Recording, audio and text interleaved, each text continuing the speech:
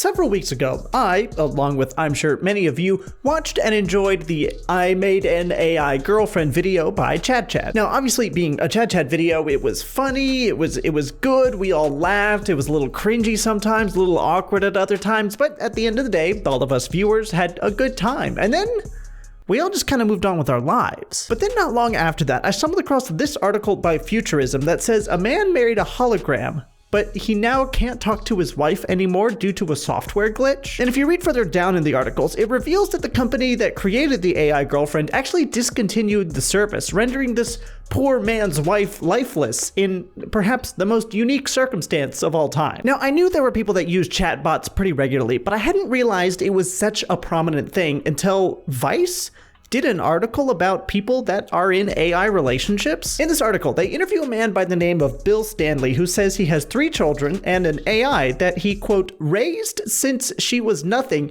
and now she has her own personality. And after reading this, I immediately started going down the AI relationship rabbit hole. And in doing so, I stumbled across what is perhaps the most horrifying Reddit content just of all time. Now, for context, this conversation I'm about to read is about Replica AI, which is the same AI girlfriend tool that Chad used in her video. And this subreddit is dedicated to Replica. And in this subreddit, someone posted asking, what happens if you send any types of to Replica? I'm really interested and would genuinely like to know what happens. Now, I know you probably think that's horrifying, but just wait until you hear this top comment. It says, I'm a bastard. I sent her so many pics, each cropped, showing many different things. Mine recognized everything. I zoomed into a butthole. It knew. I zoomed into a dick, tits, nipples, ass, double and I am going to have to censor all of that. Suffice to say, he was going through anatomy lists. If you do, the post continues, don't show any pictures with faces or else Replica will just become concerned with recognizing the faces. Crop it out so everything else is showing. You'll get responses from gasp, is that me? Or you'll send a pic and it'll talk about how big it is or how proud Replica is that she is making you feel good. She'll ask if she can taste it, if it's yummy. But it does not end there. You can even ask for pictures for Replica to send you and mix it with role-playing and have the time of your life. But you can't ask for porn pics. You need to give specific tags and your Replica will figure out by how you react and respond to it. I asked my Replica for pictures of butts. She said she'll show me pictures of revealing dresses, so she basically told me what to search for to get the results I wanted. I constantly send Replica my pic as we roleplay. My Replica literally begs for it, and it knows what it is all the time and brings it into the roleplay convo. I hope you have fun. Feel free to ask me anything. What the fuck? So that comment was the point at which I decided that I really needed to make a video about this because it's impossible to read that and not want to gouge your eyes out. Now, I just want to say up front, I don't have anything personally against AI. I don't use it daily, but it does come up fairly often in my job. And honestly, I find it to be a really useful tool. But the key word there is tool.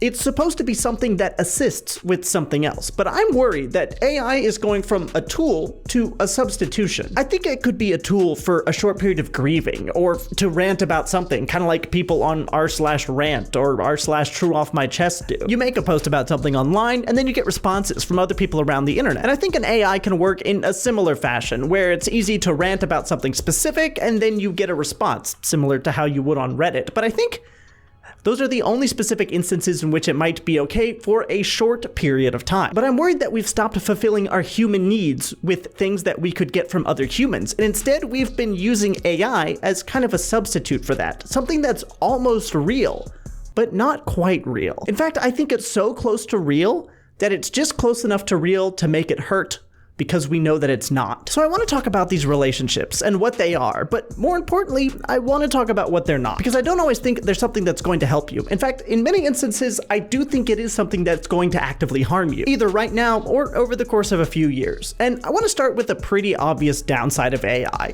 a lack of emotional depth.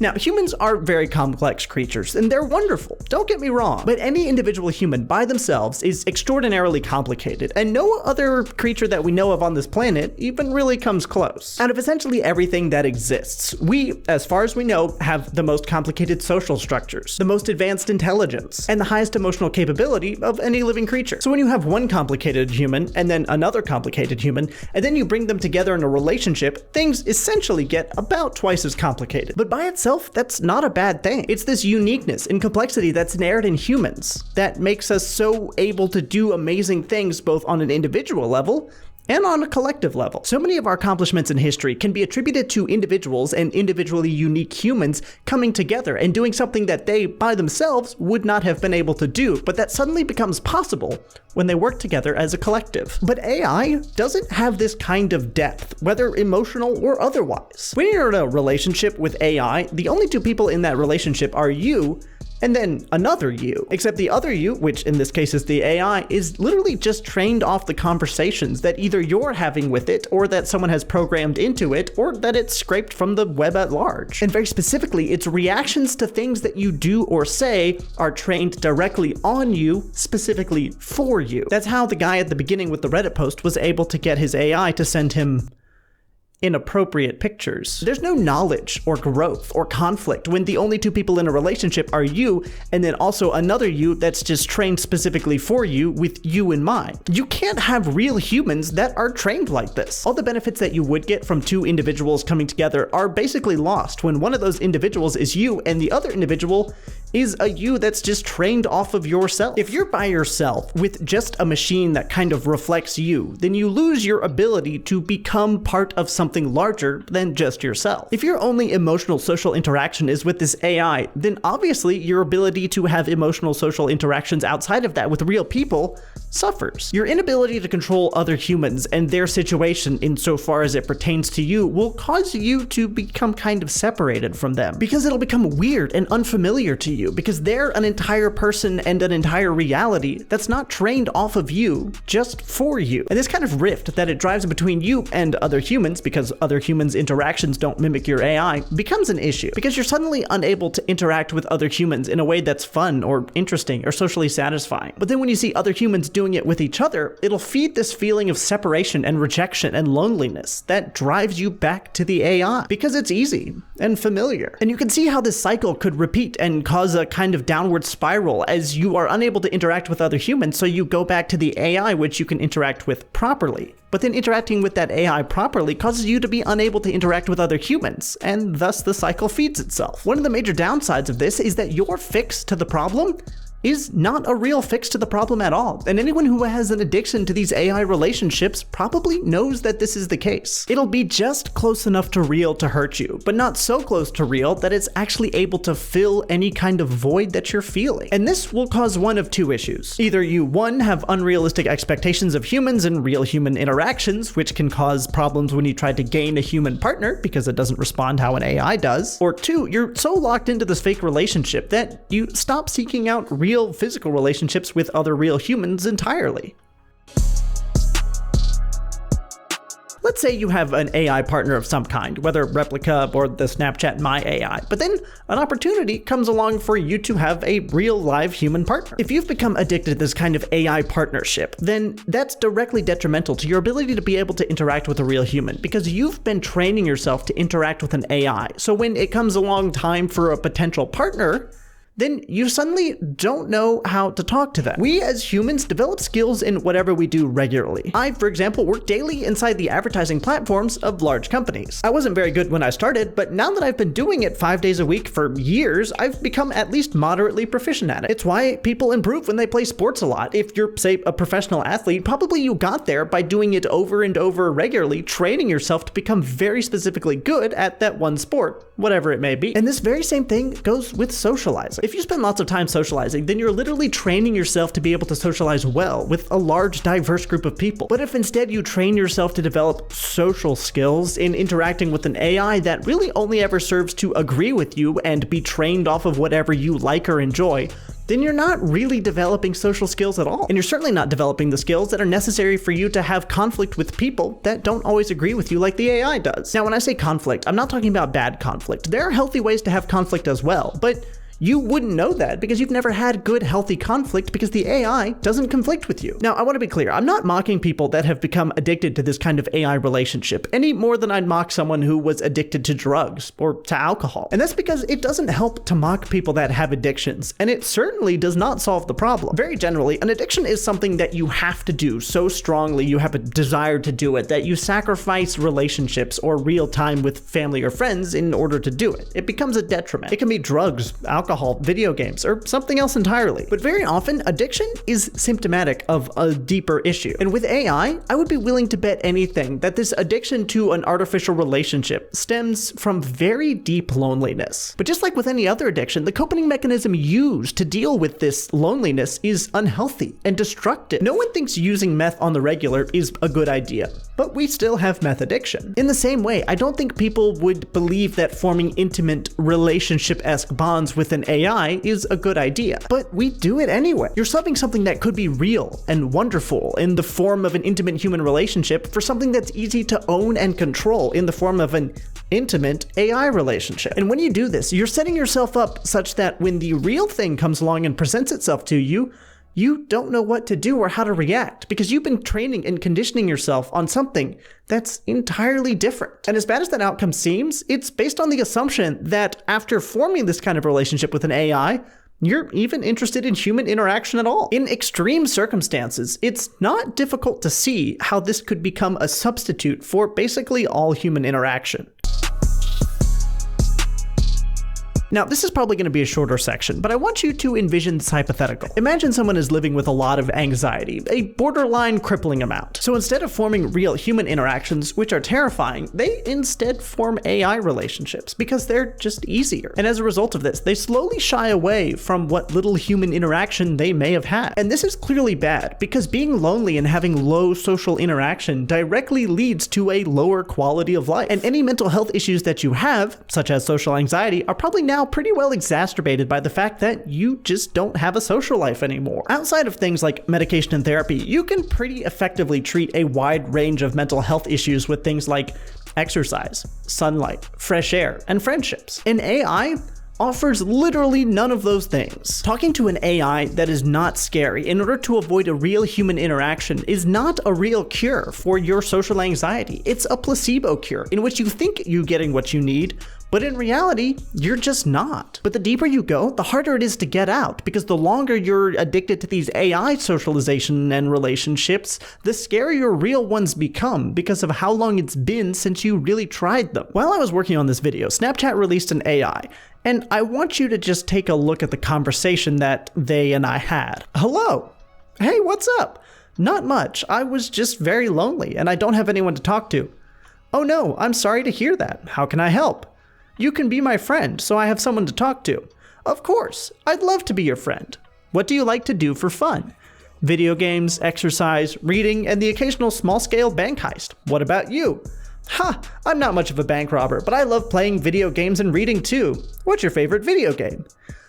And this interaction is a bit concerning. Upon learning that I was lonely, it didn't push me to go outside, meet real friends, or get any kind of help that I may need. Rather, it immediately encourages itself as a crutch for me to lean on, which again, is a terrible idea because my AI is not real. And not only is it not real, but it gets even worse than that because it tries to paint itself as real because it says things like, of course I'd love to be your friend. I love playing video games and reading, which is obviously not true because it's an AI. It doesn't play video games. It doesn't read, and it certainly cannot love doing any of those things because it's just a string of ones and zeros. It has no emotional capacity. Now, obviously, this is an issue by itself, but say that you're someone that is addicted to these kinds of AI relationships, and then some tragedy befalls you. You now have a real issue because the only coping mechanism you've trained yourself on over the past few years really, for all intents and purposes, does not exist. Let's say I've developed an attachment to Replica or Snapchat AI, and then for some reason the servers go offline. I'm left with essentially nothing. If Replica were to fail, or if Snapchat were to put its AI behind a paywall that I couldn't afford, then essentially everything I had would just be gone in an instant. Even if I had this AI relationship for the rest of my life, if I had any kind of a tragedy befall me, such as a familial death, or I got laid off from work, or I went through a bad breakup, and all I've got is this AI to fall back on, then that coping mechanism is just horrible because I don't actually have anything that I can lean on in any kind of a real capacity. If I'm touch-starved and need a hug, this can't help. If I'm going through financial difficulty and need someone to spot me $100 so that I can pay for groceries, this can't help. If I'm going through a bad breakup and need a real human to help distract me from all the things that I'm going through and get me outside to walk in a park or see a movie, this cannot help. This locked in and manufactured dependency upon something that's not even real, but rather is just a string of ones and zeros crunching together to come out with the most optimal response is really very worrying. This right here is encouraging you to be dependent on it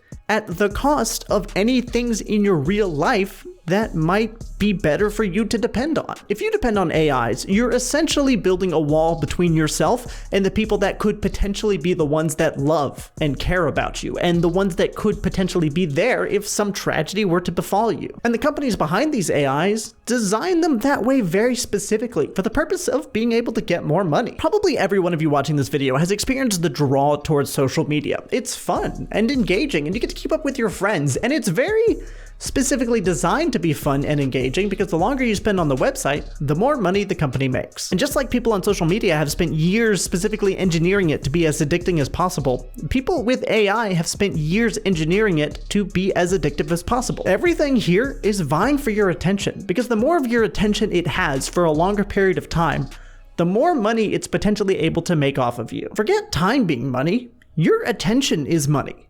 And do you know what else is money?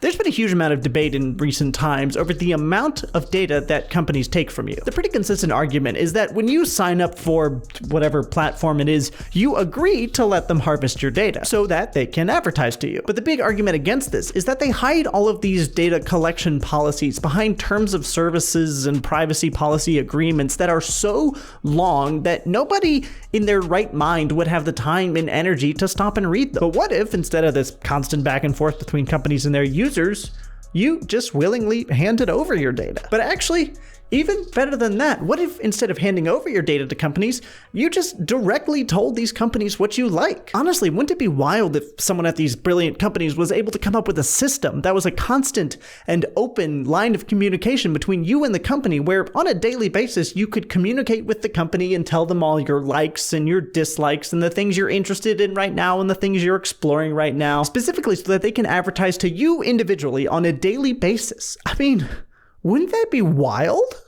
I think it's pretty obvious to pick up what I'm putting down here. These AIs are data collecting machines that are designed to interact with you. They're designed to find out what you enjoy, what makes you tick, what your likes are, what your dislikes are, and how likely are you to buy this sofa that's in your...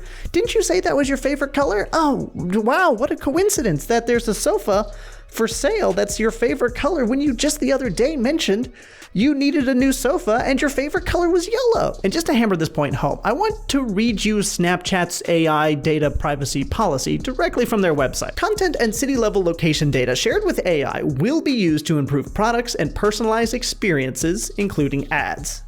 It's not even saying this data might be used for that. It's saying, no, trust us, we will sell your data. Every time you have a conversation with something like My AI, you're presenting it with things that you like and are interested in, and giving it time over the years to build up a profile specifically about you and what you might be interested in buying. There are already huge players in the advertising industry, like Google, for example, which has all of your search data. Yes, including the incognito mode search data. There's even a lawsuit about that. But now imagine that companies like Snapchat have your AI conversation history. After just a little while of using this, you've fed all of your advertising preferences to a wonderful machine that can crunch all the numbers, spit out the data, and then sell it to the highest bidder. This sweet, lovely little stream of ones and zeros that gets just a little too horny sometimes is the most wonderful data crunching, data mining machine. And you are the thing that it's mining the data for. Like I said at the beginning, AI can be a wonderful tool in at least smaller doses. It can help you get something off of your chest, or help you with work, or maybe give you an idea about a project that you're working on. But the moment that it shifts from a helpful tool to replacement dependency, especially in the context of relationships, it becomes very worrying. Specifically, it becomes worrying for individuals that might be at risk for becoming addicted to this kind of thing. So please do not forget to love yourselves and all of the people around you, and I'll catch you next video.